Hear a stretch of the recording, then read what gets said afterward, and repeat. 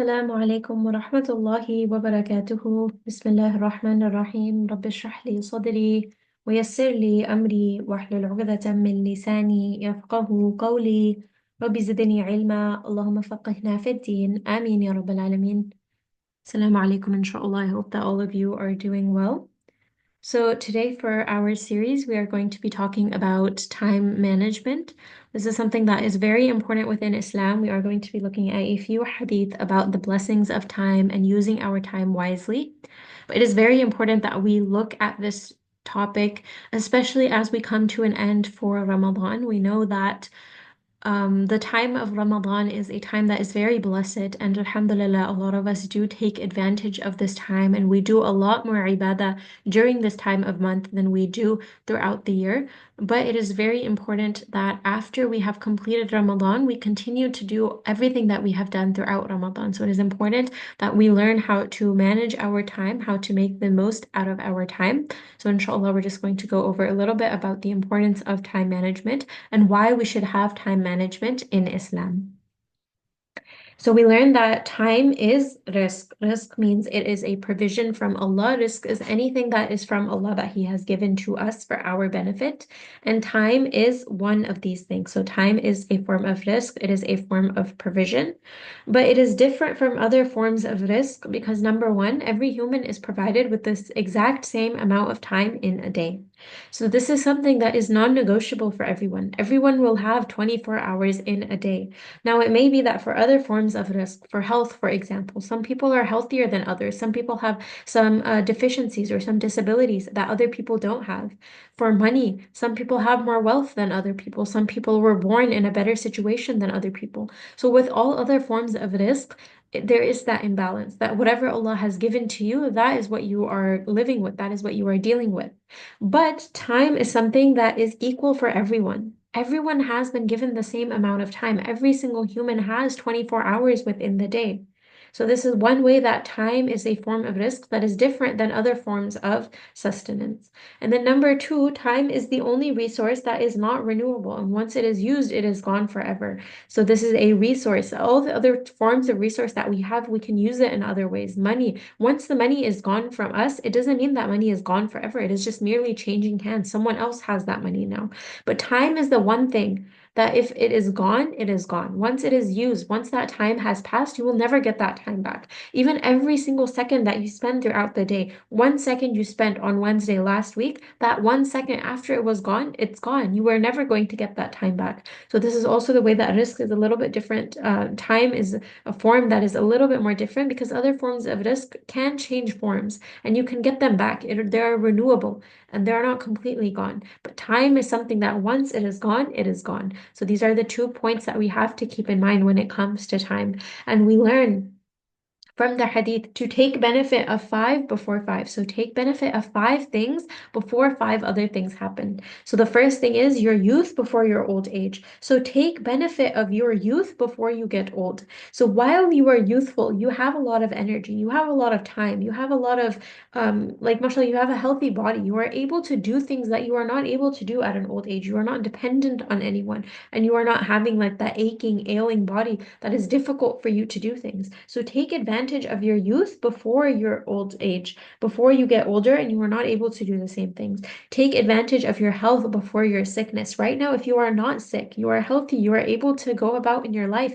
Take advantage of this before a sickness strikes you that will make you bedridden, that will make it so that you are not able to do the same things that you were able to do, or the sickness of old age. Once you have start having arthritis, for example, problems in the knees and the joints, you start having problems with your vision, then it is hard for you to do the things that you had been doing before when you were healthy. Take advantage of your wealth before your poverty. So if you have money, use it. Use it for the sake of Allah. Take advantage of it before that money goes away and then you are left with nothing. And then take advantage of your free time before you are preoccupied. So right now, let's say you have a lot of free time. You are a student or you are not married yet, or maybe you are in between jobs, or maybe you are a stay-at-home parent.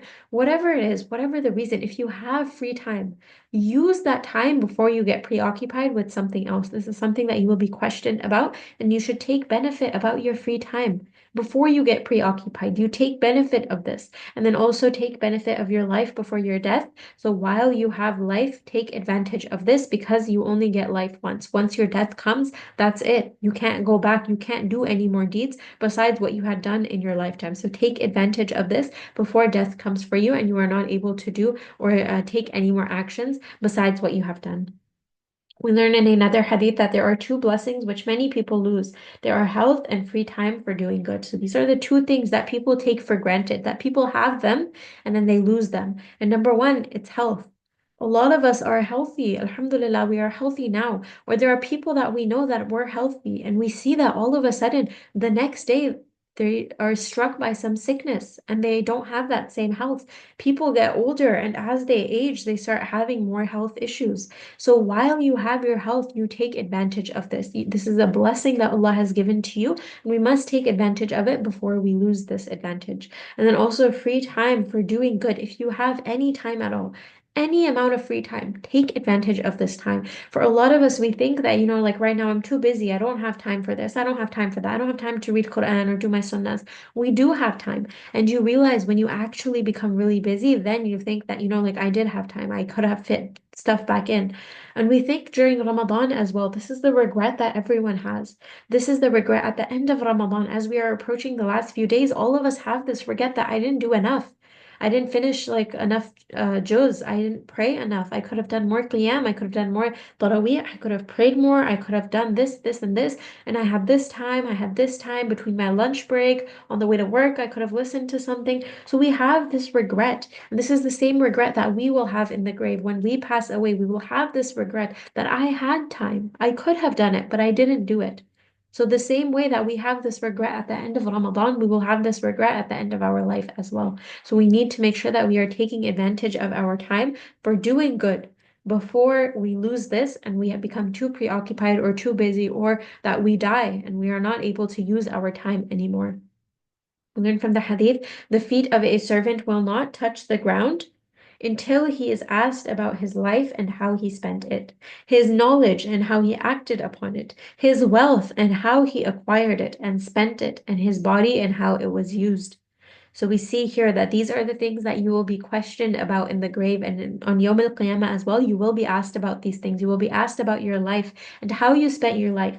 And we learn from Surah Dhariyat, وَمَا خَلَقْتُ الْجِنَّ وَالْإِنسَ إِلَّا لِيَعْبُدُونَ, that Allah has not created man and jinn for anything except to worship Him. So you will be asked about your life. How did you spend your life?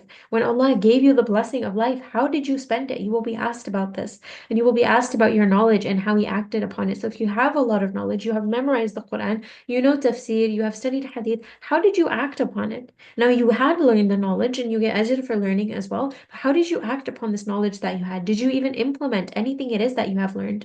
And your wealth and how he acquired it and spent it. So the wealth that you have, did you get it from halal means? Did you do something haram to get this money? Were you getting it through interest? Were you paying interest? Were you buying and selling things that are haram? How did you acquire your wealth? And then how did you spend your wealth? Did you spend it on things that were righteous? Did you give to people in charity or did you spend it all and have israf and you wasted all your money? And you will be asked about your body and how it was used, the limbs that Allah gave you, the eyes that Allah gave you, the mouth, the lips, the hands, the feet, the body Allah gave you. How did you use this body? Did you use it for good or did you use it for bad? And Allah Azza wa Jal, He says, the son of Adam insults me. He curses ad-dahr. He curses the time. But I am time. For in my hand are the night and day. So there are people who curse the time and they say that I don't have time for this. I wish I had more time. That how come I don't have enough time? Like curse this, curse that. They're cursing the time because of their poor time management. That they do not know how to take advantage of their time. So they start cursing time. They start cursing the sunset and the sunrise. That, like I ran out of time and this is like they start cursing time. And Allah says, don't do this. Don't curse the time because Allah is time. Allah has given us time as a rizq. In my hand are the night and day. Allah has given this as a blessing. We learn in Surah Qasas, Allah says that if Allah had made perpetual day, who would bring about night so that you could rest? If there was daytime all the time, who could bring night so that you could rest in the night? And if it was nighttime all of the time, there was no day, there was no sunrise, then how would you be able to work? Who would bring about light? So this is a blessing from Allah that He has given us the alternations of the night and the day, that we have time for sleeping and we have time for doing work. So don't curse the time, because it is you yourself that are not taking advantage of your time enough. It is because of your poor time management that that time for you is not enough. There is someone with the same exact amount of hours, same 24 hours, and you'll see that they are so much more productive. So don't curse the time. Inshallah, you ask Allah for barakah. You make dua, may Allah give me barakah in my time. May He give me time to accomplish everything that I want to do throughout this day. Make this dua, but don't curse the time, because time is a risk from Allah. And if we miss out on our time, this is something that we will regret a lot. On Yawm al-Qiyamah, and when we are in the grave, we will regret the time that we have spent. We learn that people will wish that, yeah, ليتني كنت ترابا, that I wish I had been dirt. And then also he will wish that I could go back for يوما أو بعد يوم, that I could go back for a day or even half of a day. And I could go and do something in that half of a day. And for us, half of a day is nothing, just a couple of hours. Some of us wake up so late that half of the day is already gone. So he will wish that he could go back for one day, for half of a day, and just do some good, so that he would not be in the situation that he is in Yawm al-Qiyamah, on the Akhirah.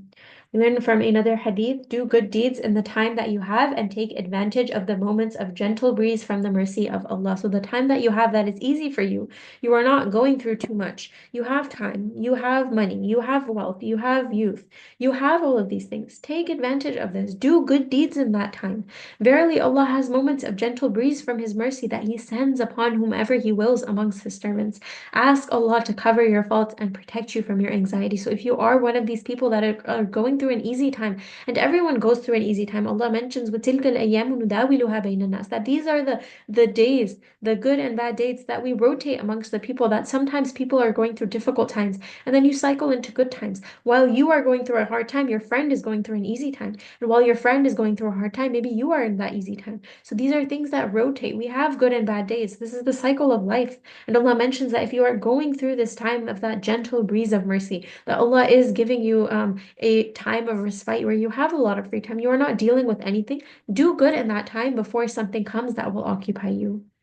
We learn in the hadith: lose no time to do good deeds before you are caught up by one of seven calamities awaiting you. So there are seven calamities that are awaiting for every single person. Number one is starvation, which may impair your wisdom. So take advantage, do good deed with the wisdom that you have before you are dealing with starvation, where you are dealing with a situation that is going to impact your wisdom. A prosperity which may mislead you, that it may be that you get a lot of wealth, you got so much wealth, you are so rich all of a sudden. You have so much prosperity. You are doing so well. You have good children. You have a good house, a good car. You are living the life. But it may be that this prosperity is what will mislead you. So do good before you get this type of wealth. We make dua for a lot of wealth. We make dua for risk, but we don't realize that this risk is sometimes the thing that misleads a lot of people, that gives them this pride. And this is why they turn away from Allah. And do good deeds before an ailment which may damage your health comes. And again, we never know. There are so many stories of people who go out one day and a freak accident happens, or there's some virus in their body and suddenly they're paralyzed. Suddenly they can't see. Suddenly they can't move their hand. Suddenly they are so sick. They're in bed. They have a chronic illness. So there are so many ailments that we do not know. They can come from anywhere. We don't know our health at the end of the day, that anything could happen to us. We could trip even and break our back. We don't know anything. There are so many things. May Allah protect us from all of this. But my point of saying is that there are ailments that come and we don't expect them. We don't think that at my young age something like this could happen. So take advantage of your youth, of your health, before something comes that will damage your health. Take advantage of an old age which may harm your senses. So while you are young, while you have the body, you have the mind, do the good things. Do hifz of the Quran before you get older and you are not able to do so anymore. Do good deeds, do volunteering, go out and help in the way of Allah, do jihads for the sake of Allah before an old age comes where you are not able to move your body as fluidly, where you are not able to even be in your senses. Some people lose their senses at an old age. May Allah protect us from this. And also do good deeds before a sudden death comes. A sudden death, subhanAllah, this is so scary. We don't know when our last moment is going to be. This is why you may have noticed that when we are praying, the sheikhs always say, pray as if it is your last prayer, because it could be. Do good deeds as if this is your last day on earth. We really do not have any guarantee that we will even make it until the next time. We really don't know. Pray as soon as the time comes in because we don't know if a sudden death will come and we will not be able to pray the next prayer. And then do good deeds before the Dajjal comes. Dajjal is going to be a severe test for the believers. A lot of people will believe in Dajjal and commit shirk. So make sure that you are doing the good deeds before the Dajjal comes so that you can have a stronger iman and make dua that Allah protects us from the test of the Dajjal, and then also Yawm al-Qiyamah, which is indeed the hardest and most bitter of all tests, of all calamities, the last day when Allah will resurrect us all after we have passed away. This is going to be the hardest thing for us to do, so make sure that you do good deeds before this time, before you go into your grave. And we know that every single person, his Yawm al-Qiyamah, his day of judgment starts the day that he dies. Once you are dead, there are no opportunities for you to go back and do good anymore. So make sure you do good before this day comes and before your death comes. And of course, we never know when our death is coming, so we should always be prepared. And we make dua that Allah takes us only when He is pleased with us. We learn from this hadith. Abu Medina reported that whenever two men among the companions of the Prophet ﷺ would meet, they would not part until one of them recited to the other, "By the time surely mankind is in loss." So they would recite Surah Al-Asr for each other, and then the other would bid him farewell with peace. So anytime there would be a gathering between two or more of the Sahaba, two people even would meet from the Sahaba, before they would leave this gathering or before they would part ways, they would always recite Surah Al-Asr. And when we look at what is Surah Al-Asr, we look at the meaning of Surah Al-Asr, we will see why it is so important that they recited this every time that they would part ways. So we look, Wal Asr, it starts off by a pledge or a swear by Allah. He is swearing by time. Inna al-insana lafi khusr. Indeed, mankind is in loss. إلا الذين آمنوا وعملوا الصالحات وتواصوا بالحق وتواصوا بالصبر, except for those who have believed and done righteous deeds and advised each other to truth and advise each other to patience. So we learn from the surah that Allah is swearing by time, and He's saying because of this time, mankind is in loss. You have time, but still mankind is in loss. Because we have time, but then we don't take advantage of this time enough. We learn in Surah Al-Takathur, Allah mentions Al-Hakum al-Takathur, Hatta Zurtum al-Maqabir, that the race for more in this dunya. You are racing each other for more, and this has completely deluded you. Al-Hakum al-Takathur, it has confused you, it has overtaken your life, that this is the only thing that you are paying attention to. Hatta Zurtum al-Maqabir, until you enter the graves, this race has overtaken your life. This is the thing that is occupying you, this race for good, race for more, this racing each other for good in this life, for racing each other for rizq or for things in this dunya. You are racing each other for dunya, and it is occupying you so much that you will reach the grave and then you will not know where the time has gone. So Allah mentions here, "Wal asr inna al-insana lafi khusr," that by the time, I swear by time, that mankind is in loss. That I have given you time, I have given you the gift of 24 hours, and you do not take advantage of this time. And the only people who will not be in loss are those people who believe, they do good righteous deeds, and they enjoin the truth, and then they enjoin each other to patience. So they advise each other to be patient. So we see here that this is so important, why the Sahaba used to recite this every single day, and to each other as well as a reminder that time is running out. And if you do not want to be amongst those people who are fi khusr, who are in loss, then you must do these things and take advantage of your time.